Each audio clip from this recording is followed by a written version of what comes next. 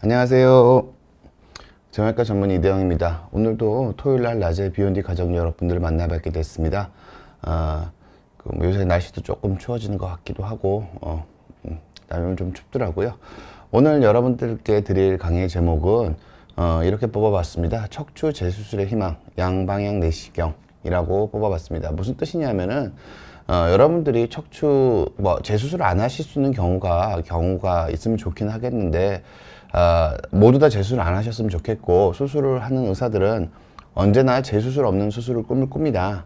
하지만 사람이 나이가 들고 노화가 되는 과정에 있어서 척추의 퇴행은 어쩔 수가 없는 거기 때문에 재수술이 꼭 필요한 경우가 생길 수밖에 없습니다. 그런데 그런 경우에 기존의 치료 방식에 비해서 양방향 내시경을 쓸 때 보다 더 보존적인 치료하기가 매우 유리하다. 내가 척추 재수술이 필요하다는 설명을 들었는데 다시 진료를 받더니 피가 많이 나고 많이 째고 아주 큰 수술을 할 수밖에 없고 좋은 결과를 보장할 수 없다라는 설명을 듣고 좌절하시는 환자분들이 너무너무 많으세요. 그래서 제가 척추 재수술을 여러분들한테 어떻게 접근해야 되는지 조금 더 새로운 시각을 좀 알려드리고자 합니다. 제가 오늘 드리는 강의는 13번째 시간이고요. 이제 조금 더 심화된 내용을 여러분들께 개별적으로 설명을 드리고 있습니다. 양방향 내시경이 왜 재수술에 있어서 새로운 대안이 될 수 있는지, 그렇다고 양방향 내시경이 모든 경우를 다 치료할 수 있는 과도한 기대는 금물이지만 기존 수술적 개방적 수술에서 할 수 없었던 상당히 많은 영역에서 유리한 효율성을 보일 수 있다는 것들을 여러분들한테 직접 이해시켜 드리고자 합니다. 혹시 허리 수술하셨는데 또다시 수술이 필요하셔서 좌절하고 절망하고 계신 분들, 하루하루 힘들어 하시는 분들이 이 영상을 보시게 된다면 보다 더 좋은 정보를 얻어가실 수 있지 않을까, 저는 조심스럽게 이렇게 생각합니다. 제가 12번째 시간에서는 추간공 협착증의 원인과 치료법에 대해서 안내를 드렸었습니다. 추간공 협착증이 척추관 협착증의 일환으로서 협착증과 거의 동일한 질환인데 환자분들이 이걸 좀 많이 다른 질환으로 생각하고 계신 경우가 있으셔서 추간공 협착증이 협착증과 실은 매우 동일한 질환이고 추간공 협착증 치료도 협착증 치료 원칙과 동일하다라는 말씀을 전 드리고 싶고요. 그리고 추간공 협착증에서는 이게 기존의 치료 방법에서는 개방적 수술보다 다 열어서 유압술로 치료하는 전체적인 풍토 때문에 비정상적으로 시술의 중요성이 많이 과다하게 좀 알려져 있는 부분이 있는데, 시술은 결코 통증 치료이지 근본적인 치료가 될 수가 없습니다. 생활습관 교정과 수술만이 척추 치료 전반에서의 근본적인 치료가 될 수 있습니다. 그리고 중심성 협착과 전방 전이가 있더라도 같이 있는 추간공 협착증도 양방향 내시경 치료 기술이 아주 뛰어나신 선생님들한테 진료를 보면은 능히 감압술로 자기 허리를 보존하면서 나사못을 바꾼 척추 유압술은 기본적으로는 저는 잡음이 많은 치료라고 생각을 합니다. 많은 조작을 가했기 때문에 이런저런 이유로 통증에 더 취약한 허리가 되기가 쉽습니다. 그래서 자연스럽게 감압술로 치료할 수 있다라고 말씀을 드렸습니다. 그래서 추간공 협착증이 고민되시는 환자분이 협착증 치료에 있어서 이런저런 치료를 잘 낫지 않거나 너무 통증이 심해서 시술을 고려하고 계신 분이시라면은 양방향 내시경에 숙련된 의사의 의견을 들어보시는 것이 여러분의 건강을 지키시는데 도움이 되실 수 있다. 여러분들이 충분히 안전하게 선택하셔도 괜찮은 대안 중에 하나다라고 제가 말씀드렸었습니다. 오늘 제목은 이렇습니다. 수술한 허리 때문에 다리가 저리는데 진료를 받았더니 척추에 나사못을 박아야 한대요. 이 방법밖에 없나요? 물론 꼭 필요한 경우에 유압술을 해야 됩니다. 제가 이런 강의를 드리는 것 자체가 유압술을 너무 적대시하거나 유압술이 죄악인 것처럼 말씀드리려고 하는 게 아닙니다. 그런데 여러 가지 문헌이나 연구에 있어서 유압술 말고도 명백하게 치료 대안이 있는 경우에는 유압술을 하지 않고 치료하는 것들에 대한 선택권들도 여러분들이 충분히 보장받으실 필요가 있기 때문에 다른 방법이 있을 수 있다는 걸 여러분들한테 알려드리고자 하는 겁니다. 이 방법밖에 없지 않은 경우가 대부분입니다. 물론 모든 경우에 유압술이 꼭 필요한 경우도 있지만 많은 경우에 있어서 재수술에 있어서 유압술만이 대안이 아니라는 것들을 여러분들한테 알려드리고자 합니다. 여기 보시면은 우리 제가 옛날에도 한번 소개해 드려 본 적이 있지만 협착증 수술 원칙을 보시면 나와 있습니다. 어떨 때 골유합술을 하는가? 골유합술이 여러분들이 생각하는 나사못을 박는 치료거든요. 가장 중요한 접근은 재수술이 필요한 경우를 들 수 있다. 이게 재수술이 되면은 수술한 부위를 다시 수술할 때는 다 재수술을 한다는 이유만으로 교과서적으로 유합술에 적응증이 되는 게 맞습니다. 그래서 여러분들한테 내가 허리 수술하고 병원에 다시 갔더니 다시 유합술을 해야 된다. 이게 의학적으로 틀린 내용이 아닙니다. 그런데 문제는 그 선택만 있는 건 아니다. 재수술이 필요한 경우가 100%다 유합술을 해야 되는 게 아니다 라는 것을 여러분들한테 오늘 이해시켜 드리고자 합니다. 양방향 내시경이 실은 재수술에 상당히 유리합니다. 뭐 열어서 하는 치료에서도 유리하지만 재수술에서도 특별히 유리한 점이 있습니다. 그게 왜 그런 거냐면요. 여러분들이 지금부터 제가 한 1분 정도, 1, 2분 정도 하는 설명을 잘 이해하시면은 이해하실 수 있을 겁니다. 이게 재수술이 유리한 이유가 실은 그냥 양방향 내시경 자체의 장점이랑 거의 동일하긴 한데요. 그 장점이 재수술에서는 조금 더 빛을 발하는 면이 있습니다. 왜 그러냐면은 여기 여러분이 보시는 왼쪽 화면에 있는 거는 빨간 게 눈이고요.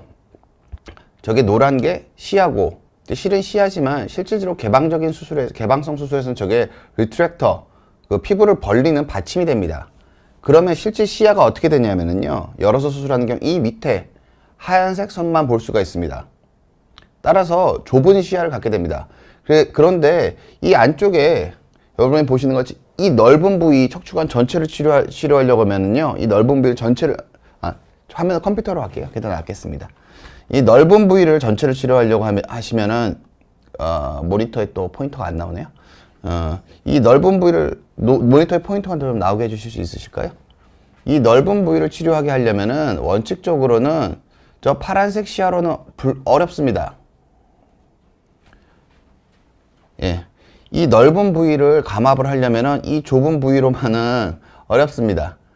그래서 예, 실제로는 그 양방향 내시경을 쓰게 되면 이 왼쪽 화면에 있는 것처럼 예, 보이네요. 그러니까 실질적으로 감압술의 대상은 이 넓은 부위가 돼야 되는데요. 이 현미경으로 하면 이 좁은 부위 시야만 있기 때문에 이 넓은 부위를 치료하기 위해서는 안 보이는 시야를 약간 활용하거나 아니면 더 많은 부분을 벌려야 됩니다. 그러니까 직선적인 시야로 주로 보기 때문에 시야 밑에 있는 걸 다 제거해야지 아래를 볼 수가 있습니다. 그런데 양방향 내시경 같은 경우에는 안에 들어가서 퍼진 시야로 보기 때문에 원칙적으로 아주 가까운 곳에서 관찰을 하게 되고요. 그리고 이 가까운 곳에서 보기 때문에 원칙적으로 골절제 없이 안에 골절제를 최소화하면서 안에 접근이 가능합니다. 그래서 관절의 불안정성을 만들지 않으면서 그러니까 감압을 하기가 유리한 거고요. 재수술에 유리한 이유는 비슷합니다. 가까운 곳에서 관찰할 수 있습니다. 비싼 현미경이 실제로는 양방향 내시경 기계보다 훨씬 더 비쌉니다. 훨씬 더 비싼 기계로 멀리 보는 것보다 싼 기계로 가까이서 보는 게 좋은 건 너무너무 당연한 겁니다. 그리고 양방향 내시경이 유리한 이유는 치료하는 과정 자체가 사선에서 접근하게 됩니다. 이 보시는 것처럼 현미경은 기본적으로 위에서 아래를 내려다 봅니다. 환자 몸을 기울이고 현미경을 기울일 수 있지만 그 각도는 그렇게 크지 않습니다. 근데 양방향 내시경은 조금만 옆으로 틀면 45도 이상 각도에서 보고 45도 이상 각도에서 들어보고 기구도 사선으로 들어가게 됩니다. 이게 무슨 뜻이냐면은 제가 좀 이따 설명드리겠지만 켜켜이 붙어있는 조직을 위에서 뜯어내는 거랑 옆에서 뜯어내는 건 안정성 자체 차이가 아주 큽니다. 위에서 뜯어내면은 너무 넓은 부분을 뭉쳐서 뜯어낼 가능성이 있습니다. 근데 옆에서 보면서 뜯어내면 켜켜이 벗겨내기가 너무너무 좋습니다. 옆에서 보면서 치료하는 거, 옆에서 들어가서 기구가 들어가기 때문에 양방향 내시경이 유착이 심한 조직을 처리하는데 열어서 치료하는 방법보다 훨씬 더 유리합니다. 그리고 여러분이 재수술을 하게 되면은 재수술을 설명을 드리면은 뭐 수혈을 해야 된다, 수술 시간이 오래 걸린다, 피가 많이 난다는 말씀을 많이 듣게 됩니다. 맞습니다. 유착이 있는 조직은 혈관이 정상적으로 있지 않기 때문에 정상적인 지혈도 어렵고 출혈을 피하기가 조금 더 어려운 게 사실입니다. 그런데 양방향 내시경 자체가 조직 손상이 매우 적게 들어가기 때문에 열어서 하는 수술에 비해서 기본적으로 출혈량이 무조건 훨씬 더 적습니다. 무조건 유압수술 할 때도 피를 준비하지 않을, 두 마디 유압수를 해도 피를 준비하지 않고 수술합니다. 양방 내시경으로 수술할 때. 지금 무슨 뜻이냐면은 기본적으로 출혈이 훨씬 더 적은 수술 방법이기 때문에 재수술에 유리합니다. 그리고 출혈이 적으면 시야가 더 깨끗합니다. 그래서 더 정확한 치료가 가능한 겁니다. 제가 뭐 요걸 조금 더 설명을 드리자면은 뭐 이런 식으로 양방 내시경 이런 식으로 안에 들어가서 보는 거고요. 이렇게 안에 들어가서 다 봅니다. 뼈를 조금 건드리고. 재수술이 어려운 이유는 결국은 이겁니다. 여기 휴지예요. 두루마리 휴지예요. 재수술은 뭐랑 비슷한 거냐. 유착이라는 게 결국 뭐냐면은요. 두루마리 휴지에 물을 부으면은 휴지를 한 컵을 벗길 수 없겠죠. 실은 원래 척추 수술 자체는 감압술 자체의 과정은 이런 식으로 붙어있는 황색 인대를 켜켜이 떼내는 과정입니다. 원래 켜켜이 떼내는 과정인데, 이게 재수술에 되게 되면은 이 켜켜이 떨어져 있는 붙어있는 황색 인대가 한번 제거되고 새로운 조직이 자라난 거기 때문에 그 신경막이랑 황색 인대 그 다시 생긴 황색 인대 성분이랑 다 붙어버립니다. 흉 같은 거랑. 그래서 우리 물에 젖은 휴지를 분리하기는 어렵겠죠. 유착이 그런 거라고 보시면 됩니다. 재수술이 어려운 가장 근본적인 이유는 유착입니다. 근데 이 유착을 현명하게 해결을 하기 위해서는 가까이서 보고 사선으로 접근하는 시야를 가진 치료가 유리합니다. 그래서 제가 저보고 열어서 재수술을 하면 엄두가 안 나는 수술을 저는 양방향 내시경으로는 비교적 무리 없이 쉽게 해낼 수 있습니다. 그리고 여러분들한테 재수술에 대해서 좀 말씀을 드릴까 하는데요. 여러분들은 허리 수술을 2번 하면 무조건 재수술이라고 생각하시잖아요. 그거는 뭐 꼭 틀린 말씀은 아닙니다. 근데 엄밀한 의미에서 재수술은 같은 부위에 정확하게 같은 구조를 건드리는 게 진정한 의미의 재수술입니다. 무슨 뜻이냐면은 허리에 뭐 3, 4번 디스크 있다가 4, 5번 디스크 생긴 걸 재수술이라고 생각하진 않습니다. 일반적인 의사들은. 환자분들은 내가 디스크가 또 재발했다고 생각을 하시죠. 보통은 원래 수술했던 거 부위, 아랫 부위에 디스크가 재발했다고 표현을 하십니다. 원칙적으로 그건 재발이 아닙니다. 무슨 뜻이냐면 원래 상했던 게 다시 나간 게 아니라 원래 사람 허리의 디스크는 어디든 다 튀어나올 수 있습니다. 따라서 같은 부위에서 또 튀어나온 게 아니면은 정확한 의미에서 재활이, 엄밀한 의미에서 재활이라고 말하기 힘듭니다. 그런 의미에서 뭐 제가 설명드렸던 말이고요. 그런 의미에서 제가 이전에 척추 허리 수술 통증 잡는 법 그런 것에서도 말씀을 드렸었지만, 인접분절퇴행, 그러니까 어떤 한 마디를 유압을 하고 나서 그 아래 척추 마디에 협착이 생기는 현상, 인접분절퇴행 같은 경우는 이 치료 자체는 엄밀한 의미에선 재수술이라고 볼 수가 없습니다. 무슨 뜻이냐면은 원래 수술했던 부위가 아니라 원래 수술했던 것 때문에 인접분절에 힘이 더 많이 전달돼서 협착증이 생긴 최초의 병변입니다. 따라서 인접분절병 같은 경우는 엄밀한 의미에서 재수술이라고 보긴 좀 어렵습니다. 그러니까 요 내용을 좀 구분해서 제가 그냥 설명을 드리는 거고요. 제가 오늘 여러분들한테 치료 설명드릴 사례는 엄밀한 의미에서 재수술 경우만 여러분들한테 설명을 드리는 겁니다. 그리고 인접분절퇴행, 여러분들이 흔히 생각하시는 협착증 후에 통증 생기신 거는 제가 전 강의에서 허리 수술 통증 해결책이라고 제가 설명드린 강의가 있으니까 그 강의를 참고하셨으면 합니다. 여러분들 뭐 질문 주시면 제가 언제든지 여러분들한테 자유롭게 답변을 하도록 하겠습니다. 오늘 제가 이제 여러분들한테 재수술 사례 3가지를 보여드리도록 하겠습니다. 보통 첫 번째 사례는 재감압술입니다. 최초의 협착증에 대해서 감압술로 치료했는데 보통 일반적으로 완벽하게 최초의 치료가 완벽하게 되면 재감압술이 필요한 경우는 매우 작다고 알려져 있습니다. 그런데 불안정성이 동반되어 있는 경우에는 꼭 유착 같은 게 다시 생기면서 약간 불안정성이랑 믹스가 되면은, 흔들린 거랑 믹스가 되면은 황색인대 자체가 완전히 다시 재생된 건 아니지만 유착 조직들이 좀 두꺼워지고 척추뼈가 조금 밀리는 현상이 같이 나타나게 되면은 재협착 양상으로 나타날 수 있습니다. 그래서 이런 경우에는 재감압술이 필요한 경우가 있을 수가 있습니다. 원칙적으로는 이 재감압술이 원래 척추 수술에서 가장 어려운 치료가 맞습니다. 왜냐하면은 신경과 신경을 바로 싸고 있던 막이 유착이 되어 있기 때문에 그 부분을 열고 들어가서 유착을 조심스럽게 방리하면서 신경을 다치지 않게 다시 압력을 줄여야 되기 때문에 이 감압술을 했던 걸 다시 감압술하는 것 자체가 척추 치료에서 가장 난이도가 높은 치료가 맞습니다. 일반적으로는 그렇습니다. 이분은 66세 여자 환자분이시고 10년 전에 감압술을 하셨고 다시 제가 감압술을 한 경우입니다. 우측 다리가 저리다고 하시고 일상생활이 어렵고 4개월 전 시술 한번 하셨지만 반응이 없다고 하셨습니다. 그리고 20년 전, 10여 년 전 2마디 감압술을 하셨고 다른 병원에 갔더니 이제 다시 2마디 이제 유압술, 나사못을 2마디 박아야 된다고 말씀을 들으셨습니다. 근데 이분 같은 경우에는 척추뼈에 전방 전이가 있으세요. 여기 보면 노란색 선을 보시면 아시겠지만 척추뼈가 여러분들을 위해 선을 그어드렸는데 3, 4번, 4, 5번이 척추뼈의 뒤에 선이 연결선이 끊어졌습니다. 이런 식으로 척추뼈 2개가 앞으로 조금 밀리고 있는 양상입니다. 그럼 이분은 엑스레이만 가지고 볼 때도 전방 전이가 진행하고 계신 상황입니다. 잘대룬명님 안녕하세요. 40세 남성이시고 요추 3, 4번, 4, 5번 디스크가 다른 느낌이 들고 간격이 좁고 중간 정도로 튀어나왔던 MRI 소견을 들었습니다. 나이가 들면 큰 수술을 해야 하니 약 먹고 버티라고 하네요. 요추 아니면 요추 3, 4번 수술하자고 합니다. 세레브렉스 100ml, 릴리카 75ml, 울트라센, 혈액순환제를 먹고 있습니다. 만약 수술한다면 양방 내시경으로 수술 가능한가요? 일단은 제가 이 부분에 대해서 가감없이 설명을 드리도록 하겠습니다. 디스크가 다른 느낌이 들 수는 없습니다. 사람이 그걸 느낄 수는 없습니다. 디스크가 디스크는 신경이 거의 없는 조직에 가깝기 때문에 디스크가 다른 거를 몸으로 느끼실 수는 없으시고요. 디스크가 중간 정도로 튀어나왔다는 소견을 들었습니다.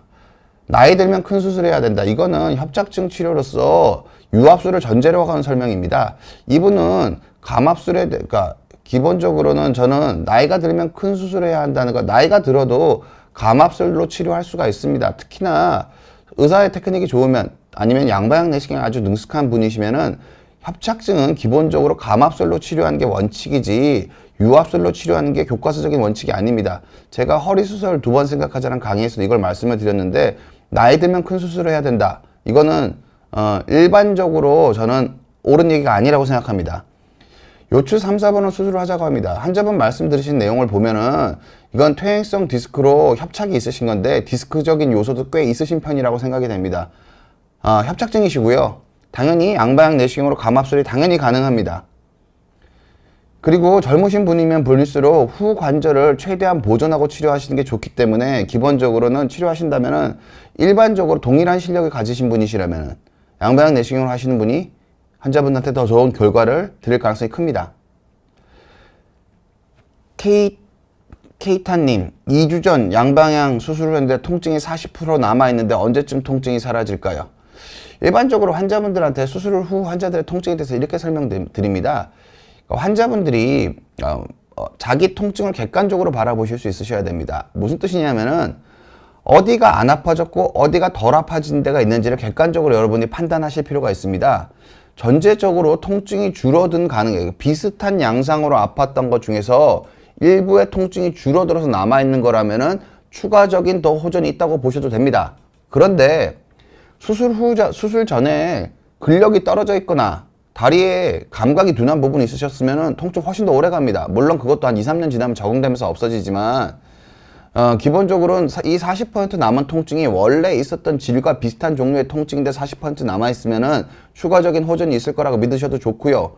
단지 그 통증 자체가 감각 둔화가 원래 수술 전부터 있으셨던 분이시면은 그거는 훨씬 더 오랜 기간 동안 없어지는 게 아니라 적응하는 쪽으로 나타난다고 보셔야 됩니다. 그리고 수술 후에 통증을 평가하실 때 가만히 누워서 평가하시면은 틀릴 가능성이 높습니다. 내가 일상생활이나 어떤 활동을 할 때를 비교하셔야 됩니다. 수술 전에 내가 어떤 활동을 할 때 느꼈던 통증에 지금 내가 느끼는 통증이 어떤 활동을 할 때 40% 정도인지 그거를 평가하시는 게 중요합니다. 그러시면서 통증이 줄어든 상황이면 자신감을 갖고 재활을 하면서 활동량을 늘리면서 초기를 보내셔야지 보통 이렇게 남아있는 통증에 대해서 두려워하시는 분은 가만히 쉬기만 하지 재활을 잘 안 하세요. 그럼 회복이 제대로 안 됩니다. 제가 환자분들한테 드리는 말씀 중에 제일 자주 드리는 말씀 중에 하나가 수술하고 2주, 한 달 안은 환자분들이 생활 습관을 바꿀 수 없는 인생에 다시 오지 않는 기회입니다. 그 시간 동안 가만히 쉬기만 하시면은 생활 습관이 안 바뀝니다.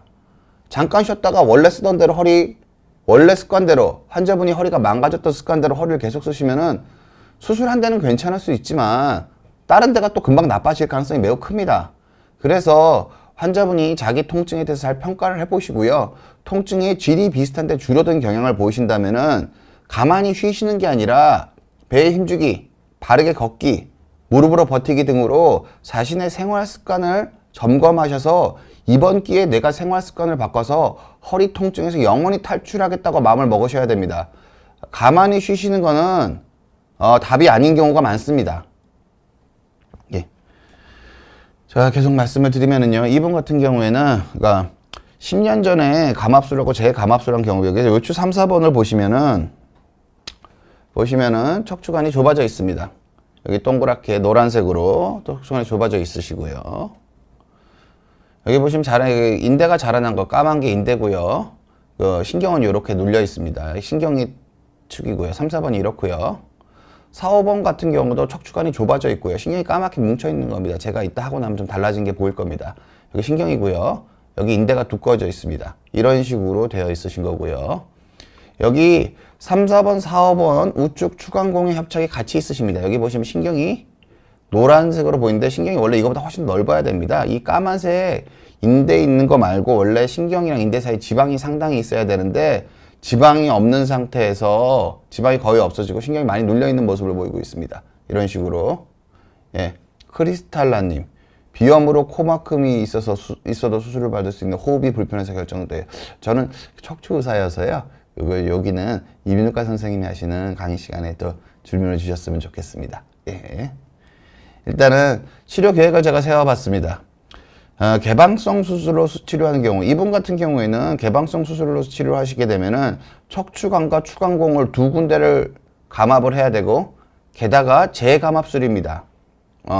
이런 경우엔 열어서 수술하면은 이건 여지없이 두 마디 유압술이라고 생각을 합니다. 두 마디를 개방성으로 이 뒤쪽 구조를 통으로 거의 다 드러내고 추간공도 넓혀지면서 디스크 사이 높이도 높여서 두 마디 유압을 하시는 게 필요하다고 생각합니다.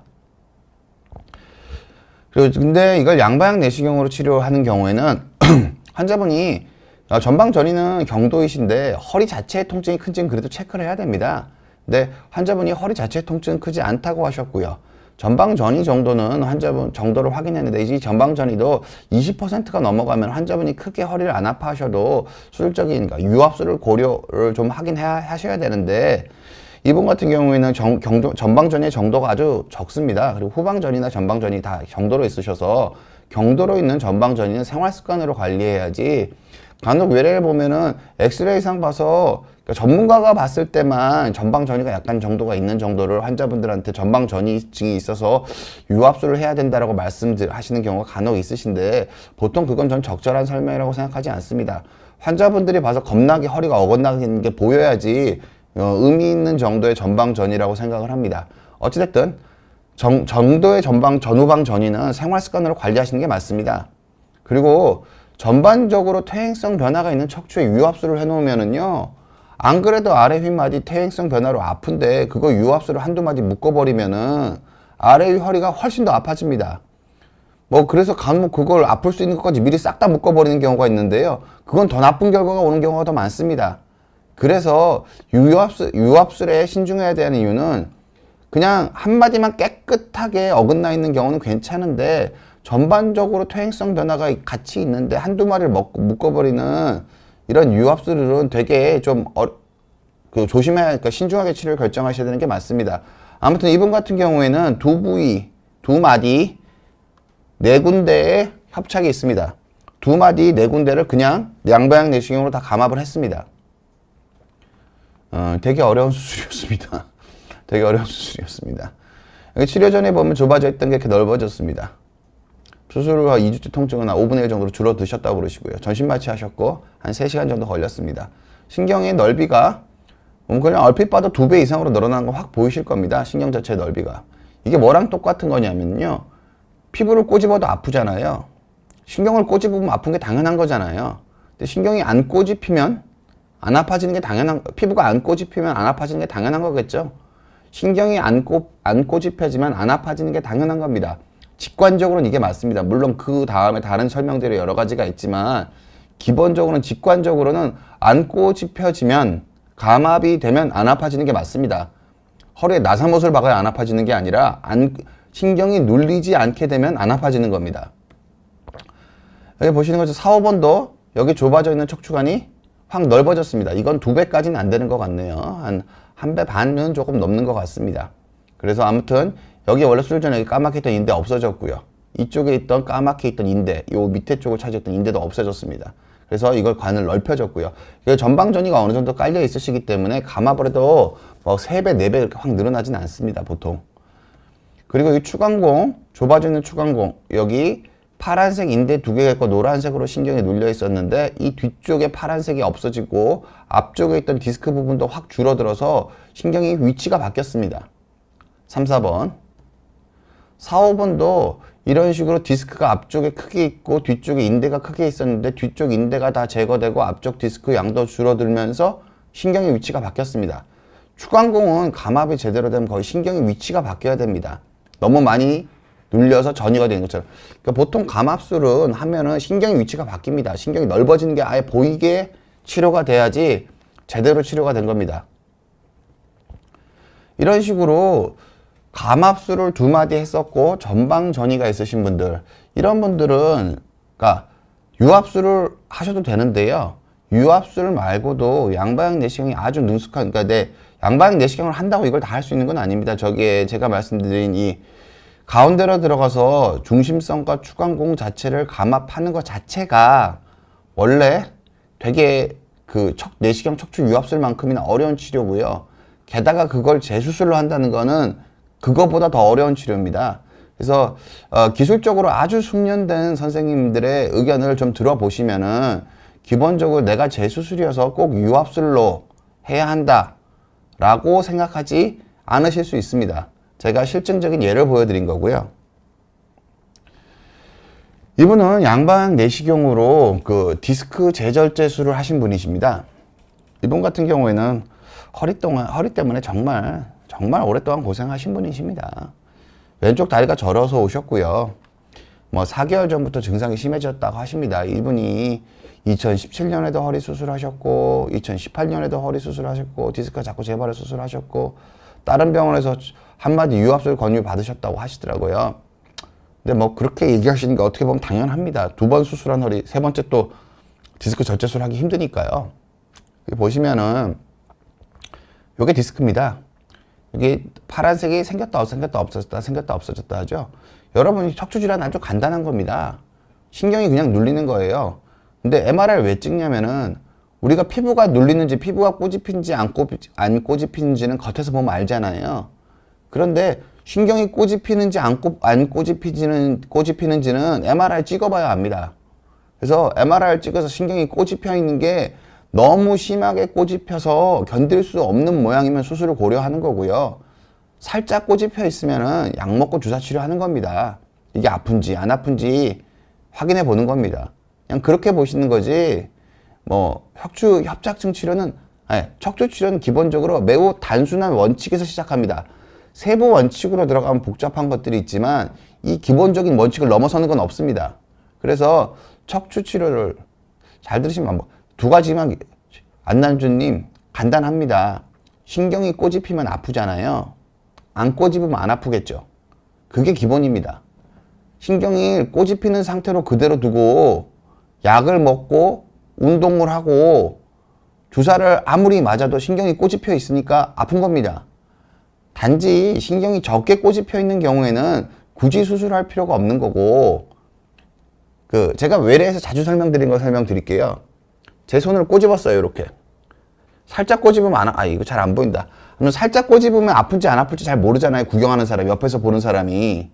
근데 왕창 꼬집어서 비틀고 있는 모양을 보면은 아픈지 확실히 알잖아요. 아플 거라고 예상이 가능하죠. 그런 겁니다. 협착증 치료에서 MRI를 찍어서 신경이 겁나게 눌려 있어서 신경이 잘 안 보이면은 틀림없이 그것 때문에 아플 거라고 예상을 하고 의사가 들어가는 겁니다. 의사가 신이 아니기 때문에 그냥 그 정도를 MRI상 표현하는 겁니다. 여러분들이 의사들이 공부를 많이 하고 뭐 좋은 대학에 뭐 이렇게 해서 뭐 대단한 거라고 생각하시잖아요. 실은 하나도 대단하지 않습니다. 그냥 꼬집 피는 모양 보고 이게 많이 아플지 덜 아플지 뭐 그냥 그렇게 보시면 됩니다. 그렇게 판단을 합니다. 보통 저는 그렇게 판단하고 많은 의사 선생님들도 비슷하게 판단하실 겁니다. 아무튼 이렇게 신경이 여기 보면은 이 파란색으로 되어 있는 거 밑으로 여기 보면 반대쪽 신경이 나가는 게 보이잖아요. 점. 근데 여기는 이 파란색으로 되어 있어 신경 나가는 게 하나도 안 보이죠. 그럼 신경이 무지하게 눌려 있겠죠. 신경이 잘라지지 않으면은 신경이 어딘가 아주 납작하게 붙어 있어 가지고 신경이 안 보이는 거겠죠. 그럼 신경이 눌리는 겁니다. 그럼 당연히 많이 아프겠죠. 환자분은 시술까지, 게다가 그래도 의사들이 조심스러워서 보존적인 치료를 하면서 보는 겁니다. 유관적으로 저렇게 심하게 눌려 보여도 보존적인 치료를 충분히 해서 저것 때문에 아프다는 거를 최소 6주 이상 확인을 하고, 이분은 뭐 4개월 전에 시술까지 하셨던 분이시긴 하지만 확인하고 그 다음에 결정을 확실히 하고 수술을 들어가는 겁니다. 이분 CT를 보면은요, 이분이 2번에 걸쳐서 디스크를 수술하시면서 수술을 하시면서 뼈를 절제한 양입니다. 여기 보면 파란색이 들어갔다 나갔다 하죠. 이 왼쪽에 환자분이, 제가 이 파란색 바로 옆쪽이 사람 몸은 양쪽에 눈이 2개 있듯이, 양쪽에 귀가 2개 있듯이 대칭이어야 됩니다. 대칭이 깨져 있습니다. 즉 옆쪽에는 뼈가 다 덮여 있는데 척추 수술을, 그 디스크 절제술을 2번 하면서 뼈를 저만큼 제거한 겁니다. 이렇게 되어 있는 거고요. 그래서 그러니까 열어서 수술하면 이 정도 제거하는 것 자체가 표준적인 제거입니다. 결코 많이 제거했다고 얘기할 수 없습니다. 수술이 아주 깔끔하게 잘 돼 있는 겁니다. 어찌됐든 양방향 내시경으로 치료합니다. 치료하는 걸로 계획을 세웠습니다. 보통 이분은 이미 뼈가 상당히 많이 절제가 돼 있습니다. 근데 열어서 수술하는 것도 똑같이 하려고 합니다. 양방향 내시경처럼 뼈 절제를 추가로 하지 않으려고 하고 노력하는데, 열어서 하면 유착 박리나 여러 가지 도구면에서 좀 제약이 많기 때문에 뼈를 좀 더 절제해야 되는 경우가 많습니다. 그렇기 때문에 다른 병원에서는 이 환자분한테 유압술을 결정했던 겁니다. 그게 잘못된 치료가 아니라, 열어서 하는 테크닉에서는 뼈를 하나도 추가 절제를 하지 않으면서 이거를 제거하기가 용이하지가 않습니다. 좀 더 어렵습니다, 많이. 어찌됐든 저는 양방향 내시경으로 치료하는 계획을 세웠고, 이런 식으로 디스크를 절제하기 위해서 하반신 마취로 디스크 절제술을 하기로 했습니다. 여기 치료 전후 MRI 보면은 여기 있던 파란색이 없어졌죠. 그리고 뼈는 제가 그 뼈를 떼는 기구를 1번인가 2번 사용했습니다. 아주 조금 더 해서 거의 안 절제했다고 생각하면 됩니다. 뼈 절제 없이 기본적으로는 디스크를 다시 파냈습니다. 이분 하시는데 제가 30분이라고 썼지만 실제로 제가 한 시간은 한 15분 정도도 안 걸렸습니다. 왜냐하면 이미 뼈를 제가 더 갈아낼 것도 없고, 안에 들어가서 그냥 뼈 있는데 제껴가지고 디스크 확인해서 디스크만 그냥 파내고 나왔습니다. 여기 디스크 튀어나와 있던 거 그냥 깔끔하게 없어졌습니다. 굳이 유압술 하지 않고도 치료가 가능합니다. 충분히. 예. 고스트님, 아파서 운동요법으로 좋아하셨다면 나머지 관리 잘해서 살아가면 되는 걸까요? 그러니까 환자분들한테 꼭 말씀드리고 싶은 게, 운동은 꼭 필요합니다. 제가 환자분한테 뭐라고 말씀드리냐면요, 통증 치료랑 다시 아파지지 않는 거라, 이 2가지는 다른 겁니다. 휴식, 약물, 주사, 시술은 통증을 없애는 겁니다. 근데 이거를 해서 다시 아파지지 않을 수 없습니다. 통증 치료랑 다시 아파지지 않는 건 다릅니다. 휴식, 약물, 주사, 시술은 현재의 통증을 줄이는 거지 다시 아파지지 않게 만드는 치료가 아닙니다. 그리고 생활습관, 재활, 운동은 현재의 통증을 줄이는 치료가 아닙니다. 모든 운동은 하면 더 아파요. 허리 통증을 줄이는 길은 중력을 받지 않게 누워있으면 더 아파질 수가 없습니다. 대부분의 경우. 그래서 아파서 운동요법으로 좋아졌다는 게 아니라, 통증이 있는 과정에서 생활 습관을 잘 관리해서 통증이 그렇게 커지지 않으면서 통증이 줄어든 단계로 갔다고 보시는 게 맞습니다. 그런데 원래 협착이 있으셨던 분이 운동으로도 협착이 좁아졌다고 넓어지지 않습니다. 그래서 그러니까 운동요법 고스트님께 말씀드리면은 아파서 운동요법으로 좋아지셨다면은 굳이 병원에 가실 필요는 없는 건 맞고요. 잘 관리해서 지내시는 것도 맞습니다. 그런데 그렇다고 해서 다시 안 아파진다는 보장이 있는 건 아닙니다. 왜냐하면은 협착이 있으면 나이가 들면은 연세가 드시면은요 무조건 근감소증이 생깁니다. 나이가 드는 것만으로도 협착이 서서히 진행을 하고요. 나이가 들면은 몇억 원짜리 보약을 먹어도 근력은 떨어집니다. 근력 떨어지면 협착이 있으시면 잘 못 견디게 돼요. 그래서 운동을 꼭 하셔야 되는 게 맞고 생활 습관을 꼭 관리하셔야 되는 게 맞습니다. 그런데 운동을 너무 과신하시는 분들은 큰 오류에 빠질 수가 있습니다. 괜히 효과 없는 걸 하면서 치료 시기를 놓치거나 다른 거 인생을 즐겁게 살 수 있는 방법이 많은데 운동에 너무 과도하게 집착하시는 분들을 보기 때문에 적절한 시기에 통증이 어느 정도 이상 지속되면은 전문의랑 상의해서 자신의 허리 상태에 대해서 정확한 판단을 받으시는 게 우선입니다. 고스트님께는 그렇게 말씀드리도록 하고요. 부엘라 헤로이님 지인분이 10년 전 허리 디스크로 허리에 철심을 넣으셨는데요. 10년이 지난 지금 너무 아파서 일상생활이 힘든 나머지 심할 땐 마약성 천탕발을 드신다고 하네요. 지금은 다리와 발바닥까지 아픈데요. 통증 치료 방법이 있을까요? 일단은 그 부엘라 헤로이님 허리 디스크로 허리에 철심을 박는 경우는 교과서적으로는 없습니다. 그러니까 디스크 재수술일 때는 디스크 때문에 유압술을 할 수가 있는데 철심 박는 게 아니라 정확히 말하면 유압술이고요. 디스크 자체로 허리에 철심을 박는 경우는 거의 없다고 말씀드려도 너무 작은 경우까지 여러분들한테 말씀드릴 필요는 없으니까 디스크 치료로 허리에 철심 경우는 없고 뭐 협착증 때문에 철심을 박으셨겠죠. 10년이 지금 너무 아파서 뭐 그러면은 이게 지금 아픈 게 문제가 아니시고요. 지인분의 연세가 어떻게 되는지 모르겠는데 연세가 실제로 많이 드시게 되면 제가 다음번에 보여드리겠지만 이게 통증이 문제가 아니에요. 못 걸어요 나중에. 그러니까 지금 못 걷는 게 아니시고요. 아무리 아파도 젊은 사람은 다 걷거든요 웬만하시면. 근데 이게 70대 후반 80대 넘어가면 근감소증이 없기 때문에 버틸 수 있는 힘이 없어서 못 걸으신다고요. 이제 그때가 되면 휠체어 타시거나 그런 식으로 바뀌게 되실 가능성이 있습니다. 일단은 마약성 진통까지 쓰셔야 된다면은 기본적으로 통증 치료가 아니라 환자분이 오랫동안 건강한 생활을 유지하기 위해서 구조적인 문제를 개선할 게 있는지를 확인하셔야 됩니다. 그리고 유압술 하신 허리라고 꼭 유압술로 다시 칼대야 되는 게 아니고 뭐 양방향 내시경이 능숙한 선생님들 보존적인 치료를 좀 우선하는 그러니까 유압술보단 감압술을 좀 우선하시는 선생님들한테 진료를 보시면은 구조적으로 안전한 치료를 하실 수 있습니다. 어차피 통증 치료는 뻔합니다. 제가 아까 말씀드렸죠. 휴식, 약물, 주사, 시술 이거 3개밖에 없습니다. 그건 통증 치료예요. 아마 다 해보셨을걸요? 주사 안 그렇게 마약성 진통제 드시는 분 중에 주사 안 맞아보신 분 없으시고요. 뭐 어디 가서 주사 맞으면 더 좋은 건 그런 건 세상에 존재하지 않습니다. 있으면 좋겠어요. 그런 건 없습니다. 그냥 조금 더 효율이 좋을 뿐이지. 기본적으로 구조적인 치료에 대해서 두려워하지 마시고 꼭 유압술이 아니더라도 유압술도 꼭 필요하면 해야 되는 게 맞고요. 나중에 못 걸을 것 같으면 지금 유압술이라도 하셔야 되는 게 맞고요. 그런데 대부분의 경우, 정말 대부분의 경우 유압술 하지 않고 감압술로 치료할 수 있습니다. 특히 양방향 내시경이 능숙하신 분들은.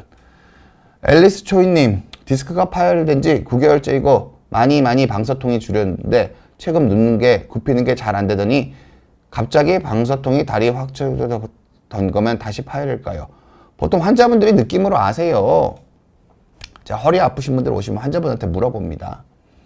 대부분 아세요. 환자분이 디스크가 다시 터진 것 같다 라는 느낌이 있으시면은 파열일 가능성이 크시고요. 근데 보통 이렇게 물어보시는 분들은 그 느낌이 안 나시면서 애매해서 올리신 건 경우가 더 많아요. 실제로 다시 터지면은요, 제대로 터지시면 대부분 압니다. 그리고 지체 없이 병원에 오십니다. 대부분. 어찌됐든 최근 굽히는 게 다시 방사통이 생기셨으면 디스크의 상태 변화가 있으신 걸 가능성이 큽니다. 전문의랑 상의 받아 보시는 게 좋습니다. 그리고 대부분의 경우 환자분들이 곰곰이 생각해 보면 저도 환자분처럼 말씀하시는 외래에 오신 분들 꽤 계시는데 찍어보면 대부분 안 튀어나왔습니다. 다시 터진 경우가 좀 적습니다. 그런데 실제로 다시 터진 분들은 어떻게 나오냐면요. 옛날이랑 똑같거나 옛날보다 더 심하다고 하고 오십니다. 근데 옛날 정도는 아닌데 다시 튀어나오는 게 아닐까요? 라고 물어보시는 느낌이시거든요. 그럼 대부분 다시 파열된 경우 좀 적습니다. 근데 이건 확률적인 얘기고요. 어디까지나. 환자분처럼 말씀하시면은 전문의 진료를 받아보셔야 되고요.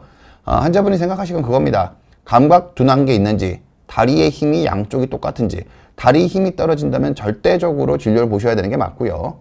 감각이 둔하거나 이상 감각이 있으면 절대적으로 진료를 보셔야 되는 게 맞습니다. 두 가지가 있으시면. 그게 아니시면은 환자분이 생각을 해보시면 됩니다. 아, 내가 옛날보다 거의 똑같거나 더 아파진 거면은 다시 터진 거일 가능성이니까 진료를 받아보시는 게 맞고요. 옛날보다 좀 덜한데 옛날 느낌이 좀 나는 것 같다 그러시면은 조금 더 경과를 보셔도 되지 않을까 그렇게 생각을 합니다. 예, 도움이 되셨으면 해요. 예, 그래요. 제가 이번에 이제는 양방 내시경으로 척추 재수술한 사례에 대해서도 말씀을 드리도록 하겠습니다. 이분은 유압술 및 감압술로 재수술한 경우입니다. 이분 같은 경우에는 이분은 뭐 양측 엉치 통증, 허리 통증도 상당히 있다고 하셨습니다. 10여 년 전부터 아팠고 지팡이 없이 한 10분 정도 걸을 수 있다고 그러고요. 지팡이 짚기 시작한 지는 얼마 안 되셨다고 그러시더라고요. 한 3, 4개월 되셨다고 그러셨을 거예요. 그리고 10년 전에 허리 수술을 4, 5번에 하셨었고요. 다른 병원 갔더니 뭐 2마디, 3마디, 2마디 얘기하는 병원도 있고 3마디 얘기하시는 병원도 있었다고 그러더라고요. 다분절 유압술을 권유를 받으셨습니다. 뭐 고혈압 있으시고 망막 수술하신 적 있으시고요. 이번 엑스레이를 보면은 전체적으로 그냥 단순히 협착만 있는 게 아니라 척추뼈 4번이 앞뒤로 좀 짜부러져 있습니다. 원래 척추뼈는 약간 사각형 모양이어야 되는데 약간 사다리꼴로 약간 앞으로 좀 굽어져 있는 모양이 좀 보이고 계셨습니다. 이분은 여기 보시면은 MRI 보시면은 환자분들이 보셔도 압니다. 그러니까 협착증은 이게 꼬집는 모양을 보는 거기 때문에 신경이 내려온 통로가 여기 보시면은 겁나게 좁아져 있습니다. 뭐 시꺼먼 게 다 차 있어가지고 가운데가 고속도로가 있어야 되는데 고속도로가 있는지 없는지 잘 안 보입니다. 이 정도면 심한 협착이 다 있으신 게 맞습니다. 여기 뭐 하나씩 보여드릴게요. 여기 보면 노랗게 된 게 요추 2, 3번 협착이 있으신 부분이시고요. 요추 3, 4번 협착 이 정도로 되어 있습니다. 확 쪼그라들어 있습니다. 가운데 그 빨간 테두리 안을 보면은 호리병처럼 이렇게 모래시계처럼 가운데가 확 좁아져 있는 게 보이십니다. 여기 4, 5번은 원래 수술했던 거여가지고 안에는 별로 안 좁아져 있는데 디스크 자체는 엄청나게 좀 튀어나와 있습니다. 그래서 길이 뒤쪽으로 확 꺾여 있는 모습을 보이고요. 여기 5번 천추 1번도 엄청나게 좁아진 모습을 보이고 있습니다. 세 군데 심한 협착과 그리고 한 군데는 수술했던 자리는 협착이라고 뭐 심한 퇴행성 변화 그리고 뭐 척추관 자체가 좁아지진 않지만 이것도 협착에 비슷한 상태라고 봐야 되기 때문에 네 군데에 심한 협착이 있다고 해석을 해도 무방하다고 생각을 합니다. 이번 치료 계획을 양방향 내시경으로 세워보았습니다. 척추 치료는 원칙은 간단합니다. 신경이 눌려서 아픈 거니까 신경을 안 눌리게 해주면 됩니다. 그냥 신경이 눌린 모든 부위의 압력을 줄여줘야 됩니다. 2번, 3번, 3번, 4번, 4번, 5번, 천추 1번 다 압력을 줄여줘야 됩니다. 그런데 4번, 5번은 척추관이 실제로 좁아진 게 아니라 디스크 높이가 낮아지면서 디스크 전체 자체가 밀고 나온 거기 때문에 그리고 4, 5번 척추 자체에 변형이 있기 때문에 척추체간 유압술이 필요한 겁니다. 이번 같은 경우에는 전체적으로 감압을 목적을 달성하기 위해서도 그렇고 척추 변형을 막기 위해서도 변형을 막게 척추체간 유압술이 필요합니다. 브로엘라 노이님 참고로 지금 제가 나이에 대해서는 연세에 대해서는 어떻게 말씀드리냐면요. 제가 90 넘은 분도 많이 치료하고요. 80대, 뭐 70대 후반 다 치료합니다. 무슨 뜻이냐면은 제가 진짜로 문제가 되면 환자분들 건강이 염려스러우면 제가 다음번 강의에서 보여드릴까 생각을 하고 있는데 저는 하반신 마취만 하고 수면제도 안 주고 30분 안에 수술 끝냅니다. 90 넘으신 어르신도 못 걸을 것 같은 위기면 다 협착증을 치료하시는 게 맞습니다. 이게 그런 연세가 높으신 분들은 못 걷게 되면 금방 전신적인 컨디션이 떨어지시고요. 그리고 멀쩡해 걷던 분이 아파서 못 걷게 되는 상황에서 사시는 게 저는 매우 힘드실 거라고 생각합니다. 정신적으로, 신체적으로 많이 힘드실 거라고 생각을 합니다. 그래서 협착증은 나이가에 상관없이 못 걷게 될 것 같으시면은 적극적으로 치료하시는 게 맞고요. 양방향 내시경이 능숙하고 하반신 마취로 치료가 가능한 사람이면 다 치료가 가능합니다. 훈리님, 3년 전 4, 5번 디스크로 왼쪽 발가락 마비가 왔었는데 수술 없이 휴식으로만 한 70% 회복된 것 같은데 최근 방사통은 없고 허리가 끊어질 것 같은데 양방향 내시경으로 수술하면 괜찮아질까요? 일단 제가 몇 가지 말씀드리도록 할게요. 왼쪽 발가락 마비가 온 게 아니고요. 이건 뭐냐면요. 제가 힘 떨어지면 환자분한테 얘기했는데 힘 떨어진 건 3개로 구성되어 있다고. 첫 번째, 아파서 안 되는 거. 두 번째, 한 달 안에 생긴 마비. 세 번째, 한 달 이상 된 마비. 수술하면 뭐가 좋아지는 거냐면요. 아파서 안 되는 거랑 한 달 안에 생긴 마비는 좋아집니다. 그런데 한 달 이상 된 마비는 안 좋아지거든요. 환자분 말씀하시는 거 보면은 휴식으로만 70%까지 회복이 된 거는 부분 마비가 남으신 겁니다. 환자분이 수술 안 했다는 것 때문에 긍정적으로 생각하시려고 70% 회복됐다고 말씀을 하시는 건데 수술을 하셨으면 100% 회복됐을 가능성이 있으셨던 거예요. 그냥 그렇게 이해하시는 게 맞고요. 방사통은 없고 허리만 끊어질 듯 아프신 거면은 디스크 내부에 상태 변화가 있으신 거지 신경을 다시 치고 나온 건 아닐 가능성이 큽니다. 근데 통증이 너무 크신 경우 중에 이게 허리 통증이 너무 커서 방사통이 있는데 못 느끼는 경우가 있으실 수 있습니다. 근데 그런 경우면 저한테 물어보지 않고 바로 병원에 가셨을 가능성이 크기 때문에 조금 조심스럽긴 한데 원칙적으로는 그 방사통은 없고 허리만 끊어질 듯 아프신 거는 보통은 수술적인 치료가 필요가 없는 경우가 대부분입니다. 그렇게 생각하시는 게 맞습니다. 너무 심하시면 진료 받아보시고요. 디스크 상태가 안 좋으시면 양방향 내시경 당연히 치료 가능합니다. 그렇게 이해하시는 게 맞을 것 같네요. 그리고 휴식으로만 70% 회복된 거는 부분 마비가 남으신 거라고 보셔야 됩니다. 기본적으로는. 예. 일단은 이분 제가 치료 계획을 세워봤고요. 그래서 3마디 신경이니까 여기는 수술 안 했던 데고 신경이 너무너무 막혀 있어서 감압술로 압력을 줄여주기로 했고요. 한마디는 여기는 감압을 하는 거 변형도 심하시고 압력도 줄여줘야 돼서 한마디 유압술 하기로 했습니다. 여기 보시면은 앨리스 초이님 너무 이게 교과서에 실을 정도의 그냥 제 임상적 그러니까 일반적으로 의사들이 그냥 임상가들이 느끼는 걸 얘기한 거여서 의학적으로 이렇게 정리된 답은 아닐 수 있는데 대강 그렇게 이해하시는 건 그렇게 해롭다고 보지는 않습니다. 저는. 예. 일단은 이번 수술 전후 MRI입니다. 여러분들이 직관적으로 봐도 아실 수 있습니다. 여기 지나가는 길 자체가 원래 통로인지 아닌지 여긴 잘 모르잖아요. 이게 수술 후 MRI 보면 이게 원래 통로였구나 라는 게 보입니다. 여기에 선을 그었는데요. 이 선이 확 펴져 있고 좁아진 부분들이 확 없어진 게 그냥 한눈에 직관적으로 보입니다. 척추 치료는 기본적으로는 그냥 감압을 하기 위한 나머지들은 수단인 경우가 대부분입니다. 너무 겁나게 흔들리는 경우를 제외하곤. 여기 보시면은 의흑이님 팽윤 상태에서 진행이 될 확률은 얼마나 높은가요? 금수량이 없으면 그대로 진행되어도 되나요? 환자분들이 이것도 말씀드릴게요. 맨날 물어보세요. 앞으로 어떻게 될 것 같냐고요. 그럼 저는 뭐라고 말씀드리냐면은 그건 알 수가 없습니다. 왜냐하면은 환자분이 생각해 보시면 아세요. 막노동하는 사람이랑 사무직 하는 사람이랑 누가 허리를 더 오래 쓰겠어요? 그리고 똑같이 다 막노동한다고 해도 다 허리 못 쓰게 되시는 게 아니시거든요. 그러니까 생활 습관, 자세에 따라서 엄청나게 영향을 받는 거기 때문에 이거 자체만 디스크 상태만 놓고 이게 앞으로 어떻게 될지 예측하는 건 의미가 없습니다.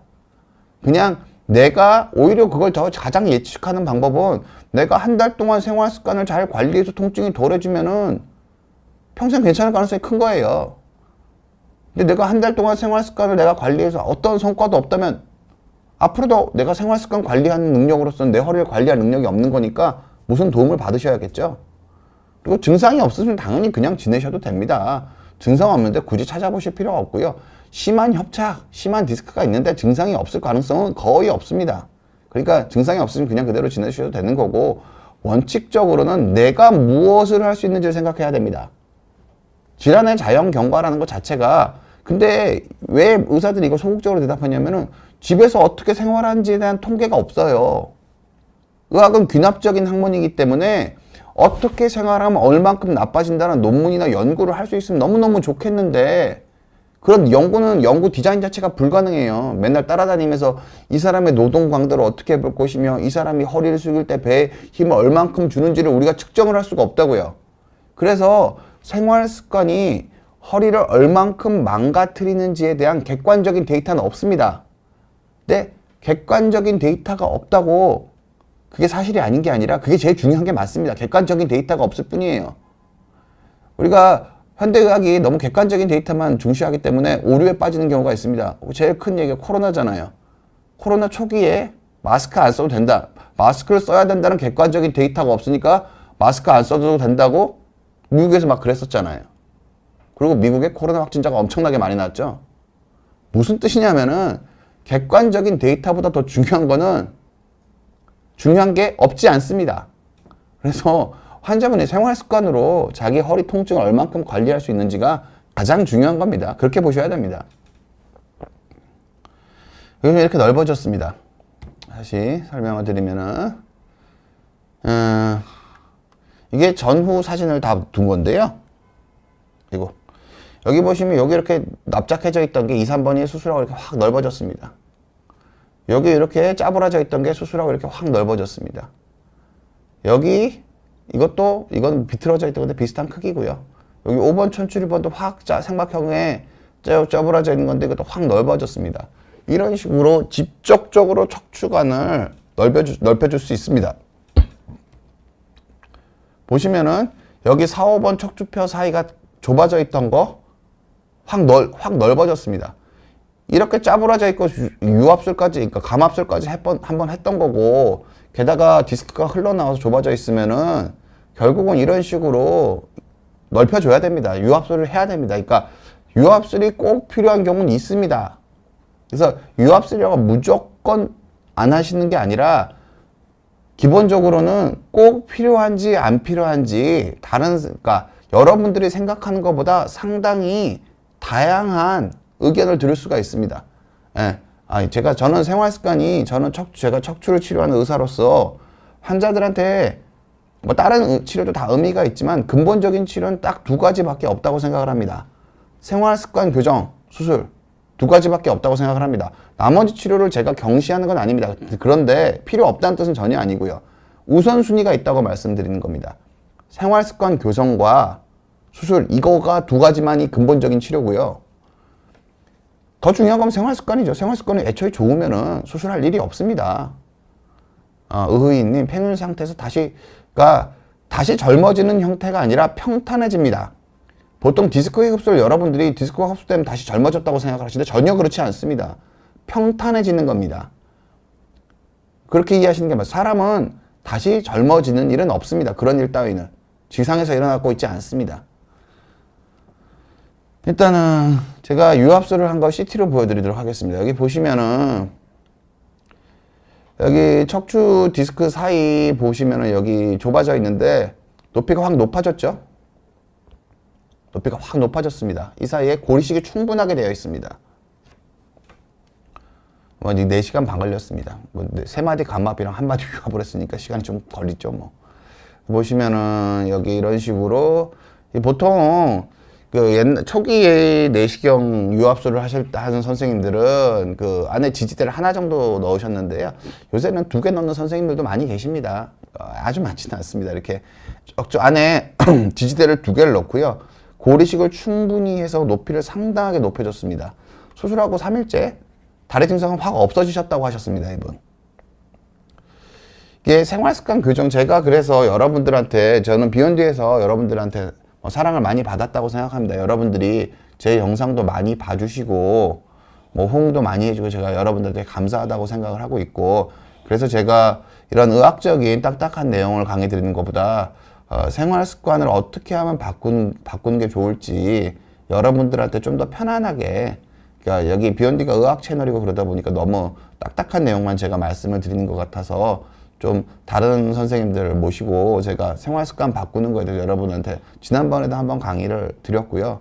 그러니까 몸과 마음이 건강해지는 걷기, 그런 마음으로 제목으로 제가 강의를 이제 정신과 선생님이랑 같이 한번 강의를 했고, 다음 달에는 이제 배의 힘주기랑 복부호흡, 그리고 그 다음번에는 물건 드는 방법, 바르게 허리 숙이는 방법에 대해서 필라테스 선생님이랑 같이 여러분이 좀 더 쉽게 다가갈 수 있게 어떻게 하면 생활 습관을 고칠 수 있는지에 대해서 여러분들한테 강의를 드리자고 합니다. 여러분들이 제 주저넘은 생각에는 여러분들이 의학적인 걸 공부하시는 것보다 생활 습관을 어떻게 고치는지에 대해서 조금 더 관심을 가지시는 것들이 실질적으로 방송을 보시는 많은 분들의 삶을 바꿀 거라고 저는 확신하고 있기 때문에 여러분들한테 제가 이런 제가 그 다음번에는 8, 90세 넘는 초고령 환자들의 협착증 치료를 어떻게 하는 게 좋은지 제가 그걸 한번 강의를 드릴 생각 가지고 있고, 그런 식으로 여러분들한테 실질적으로 도움이 되는 정보를 드리려고 준비를 하고 있으니까 앞으로도 관심 좀 가져주셨으면 좋겠고요. 제가 이번 강의를 여기서 요약을 하도록 하겠습니다. 척추 재수술의 희망 양방향 척추 내시경이라는 제목으로 강의를 드렸고요. 재수술은 무조건 생활습관 교정으로 예방하는 게 최선입니다. 수술한다고 상 주는 사람 아무도 없고요. 그러니까 생활습관을 고쳐서 똑같이 허리 쓰는데 보통 허리 불편하신데 허리는 그래도 비교적 부모님 탓하는 경우가 좀 적습니다. 왜냐하면 자기가 어떻게 쓰면 허리가 아픈지를 알거든요. 그래서 기본 재수술은 생활습관 교정으로 예방하신 게 최선이고요. 재수술 안 하셔야죠. 양방향 내시경은 척추 내 재수술에도 상당히 큰 장점이 있습니다. 어떤 선생님들은 내시경에 익숙하지 않은 선생님들은 내시경은 재수술 못한다고 하는데 전혀 사실이 아닙니다.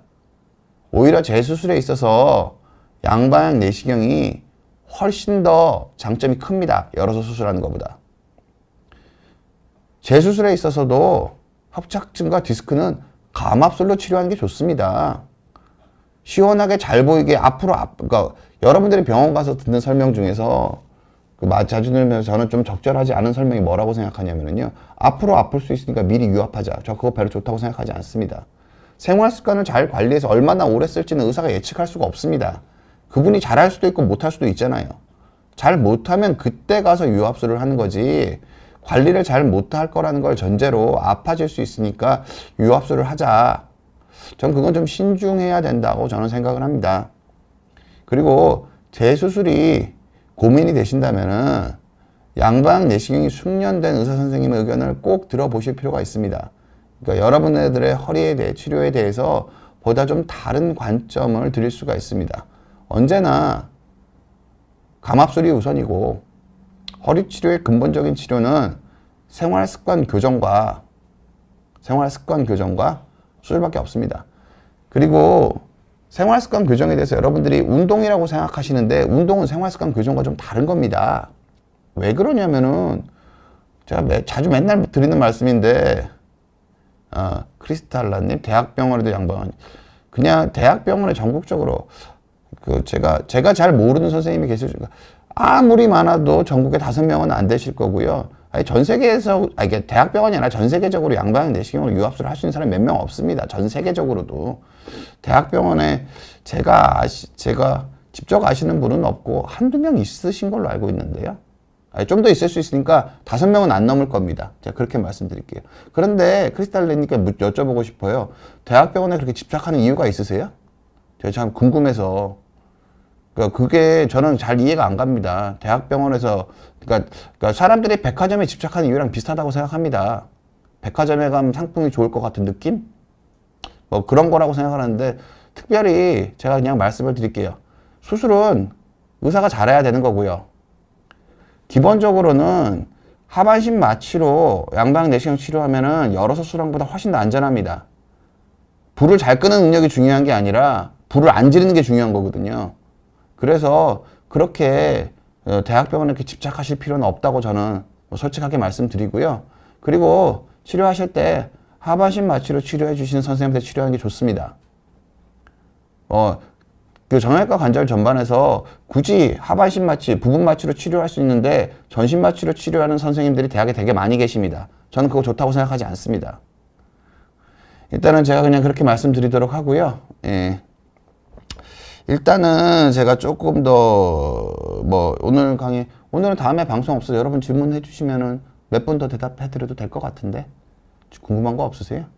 제가 제가 지난주 2주 전에는 제 친구랑 같이 나와서 방송하니까 조금 부드럽게 방송을 드렸던 것 같은데, 또 혼자 하니까 또 이렇게 처음 보시는 분은 혼나는 줄 알았다 그런 반응도 있으시고, 그래서 제가 부드럽게 하려고 하는데, 제가 믿는 거를 얘기를 하다 보니까 제가 이렇게밖에 안 가네.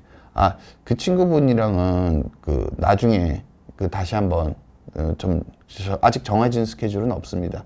예, 그리고 어피치님, 화분을 옮기고 나면 허리가 아파요. 일단은 환자분들한테 제가 자주 말씀드리는 거 있습니다. 일단 두 가지 있으세요. 그 재활에 관한 1원칙. 아무것도 안 하던 것보단 하는 게 좋다. 이게 되게 중요해요. 아무것도 안 하는 것보다 하는 게 좋아져요. 환자분이 수술하고 나면은 선생님 말 잘 들었다고 하면서 집에서 아무것도 안 하세요. 이게 휴식은 통증을 줄이는 거지 다시 안 아프게 하는 게 아닙니다.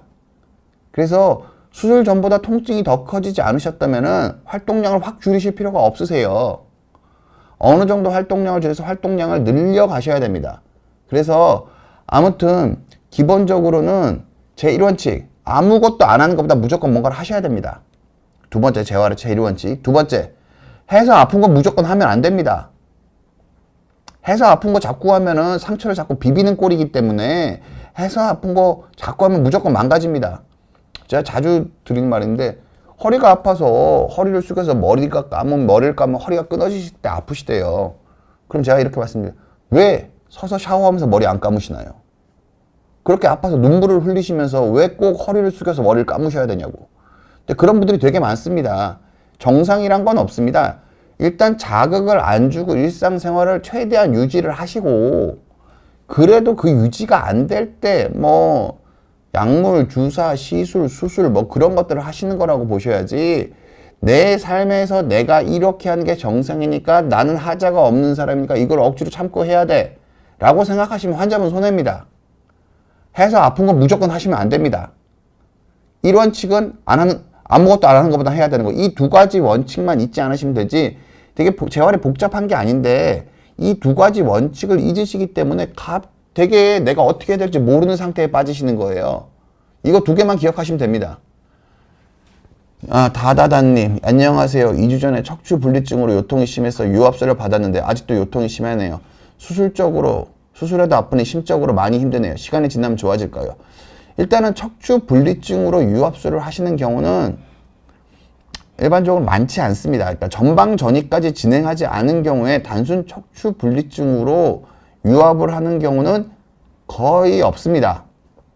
일단 그건 그냥 의학적 사실이니까, 환자분이 아주 드문 경우일 수도 있으니까 뭐 분리증 말고 디스크 자체의 퇴행이 아주 심했다거나 분리증과 협착증이 동반됐거나 환자분이 허리가 너무너무 아파하시고 보존치료 치료를 싹 다 했는데도 반응이 없어서 유압하신 경우일 수도 있지만, 일반적으로는 흔히 있는 경우는 아니십니다. 분리증으로 전 유압수를 해본 경우는 단 한 번도 없습니다. 수술을 해도 아프니 심적으로 많이 아프네요. 이 통증이 어디 있느냐가 중요합니다. 허리 자체에 통증이시면은 허리에 나사못을 박아놨으니까 아픈 건 당연한 거예요. 근데 이게 뭐 다리 자체가 저린 증상, 원래 척추 분리증은 다리 자체가 저리면 안 되거든요. 근데 뭐 대부분 좋아지실 겁니다. 어찌됐든 허리에 나사못을 박아가지고 척추뼈 한마디로 고정을 시켜놨는데 안 아프면 이상한 겁니다. 단지 내가 어떨 때 통증이 더 생기는지, 지금 현재 아프냐 안 아프냐가 아니라 추세가 어떤지가 중요한 겁니다. 제가 치료하시고 수술하신 분들 맨날 얘기하는 게, 진료 보러 가면서요, 덮어놓고 난 계속 아프다 말씀을 하세요.